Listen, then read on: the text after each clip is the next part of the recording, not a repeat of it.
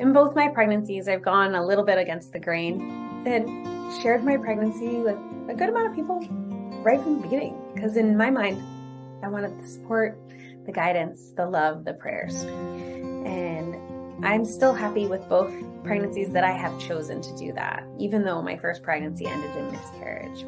There's a lot of thoughts out there when we should share our pregnancies, and much of the belief is that we should wait till 12 weeks. And 12 weeks is because at this point, our chance of miscarriage drops down to 5%, where in the first trimester, it can actually be as high as 35%.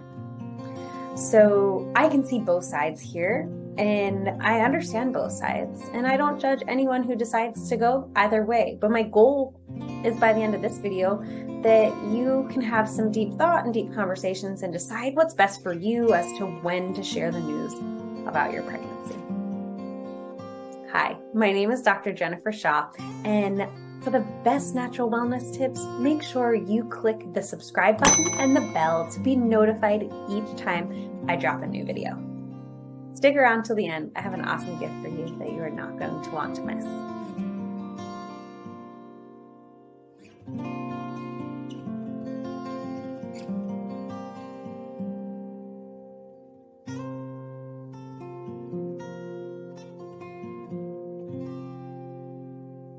As I've shared before, I wasn't ever really sure I wanted to be a mother. I knew that I wanted to be a mother, but I didn't want to bring a child into this world unless I was in an incredible partnership, because I do really believe that having two parents partnered together is the best way to raise a child. And because I had those views, it wasn't until I met my husband that I really knew I was going to be a mother in this world, and I was going to get the amazing opportunity to bring children into this world. And shortly after our wedding in March 2022, we found out we were pregnant with our first. And then in May, we miscarried with our first child, and it was heartbreaking. It was not how I expected my first pregnancy to go, and it was just so much to deal with at that point in my life.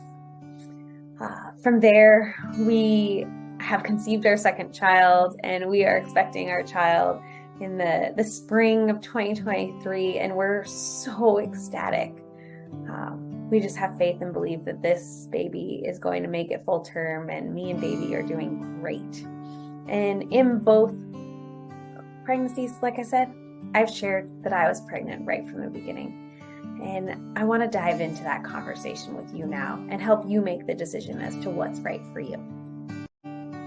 So during my first pregnancy, we found out we were pregnant, and we started sharing right away. We were ecstatic about the news, and we just couldn't wait to celebrate with those we love. Plus, I had a lot of questions. You know, I'm older, and I have a lot of friends that have children, and I wanted to ask them questions. I wanted to have those conversations, and I loved having that support. Then after I miscarried, I had some questions from people of, hey, do you regret sharing? Are you still happy you shared? And yeah, I am happy I shared, because so many of us women go through miscarriages, and many of us have to do it alone. And it's really not okay. There was so much healing that had to happen to do that alone. I can't even imagine. Some of the benefits that I gained by telling friends and family that I was pregnant and then going through a miscarriage is that I had support. I had people that were checking in on me, people that wanted to see if I was okay, see if there were things they could do for me. I didn't have to pretend I was okay. I was able to be raw and honest and share that I was not okay. And that was a beautiful thing, to just know that I didn't have to put some facade up, that everything was perfect in my world when it felt like it was crumbling. I also got some of the sweetest gifts. A warm, cozy blanket, books, miscarriage teas, a beautiful tea mug. My friends know I love tea. Some different Bible verses, just calls, love, cards, flowers, meals. I mean, so much love and support that if I hadn't told those people that I was pregnant, I wouldn't have received. And for me, that was really, really worth it. But with that being said, I want to share some of the reasons that people choose not to share their pregnancies. Some people really like to wait to that 12-week mark so that their chance of miscarriage is down to 5%. If people have miscarried in the past, they're even a little more likely to not share. And that wasn't my experience, but that's me and that's my journey, and yours is going to be different and separate, right? Others like to wait until they have their first OB appointment and they hear heart rate. We're choosing to not ultrasound, which I'll do a whole nother video about later. Don't even worry. But we probably won't hear heart rate till like 16 to 20 weeks with the fetoscope. So for us, we just didn't want to wait half the pregnancy to share this beautiful news with those we love. So, those are just some of the things that really pop up for people that are reasons they choose to wait. And I absolutely can understand those. Maybe certain genetic issues run in your family and you want to wait till you have blood testing. And that's another amazing reason people wait. People get to wait for all of their own reasons, but people also get to share for all of their own reasons. Okay, my mamas, I know that if you are in your first trimester, you are potentially struggling with sleep, even though all you can do is sleep. You might not feel rested. So I have a special gift for you in just a little bit that I'm going to share so that you can learn to just make some simple tweaks to optimize your sleep. So the pros of waiting to share your amazing news. The first is that the risk of miscarriage does drastically decrease after the first trimester.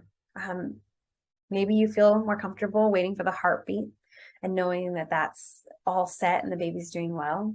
And the third is really that by waiting, you get to share a little bit more exclusively with your spouse in the joy of this incredible moment in your life. What are the cons of not sharing the news? When we don't share the news, we're alone in our first trimester. And the first trimester, ladies, is challenging. Hormone swings, tired all the time. I mean, I don't nap and I can professionally nap now. Nausea, just all of the navigating changes in your body. You have to do that alone. So when we don't share, we shoulder a lot of that on ourselves and we don't get to spread that load amongst our friends and family. The second is you could be exposed to tough, uncomfortable situations of, being asked to lift things at work or being around harmful chemicals and not feeling comfortable to speak up and say, hey, I can't really be around these things. I'm pregnant. So for me, those are things that are really important to think about. And when we decide who and when we tell people, at the end of the day, the journey is yours and you get to decide when is right for you to share this beautiful news about your pregnancy. It's one of the first decisions as your growing family that you and your spouse get to make. So make sure you make it together and you have the conversations about it. And my only urge to you is to do what feels right in your gut. Don't hide your news and not share because it's going to make others uncomfortable. Don't share because others expect you to. Do what is right for you in that moment, in that time, so that you are living in integrity as you navigate this pregnancy. So I'd love for you to comment below and let me know what's been most helpful for you in this video. If you found this video helpful, I know that you're going to love my other videos, like 3 natural tools to help you optimize your sleep, and other videos about my pregnancy, conception, and miscarriage journey and all that I've been through. As promised, the free download for optimizing your sleep is in the comments below, and you can definitely check that out. You can also find the link to my exclusive online community. And if you enjoyed this video, give it a thumbs up, comment, and subscribe to the channel. Click the bell so you're notified each week when I drop a new video.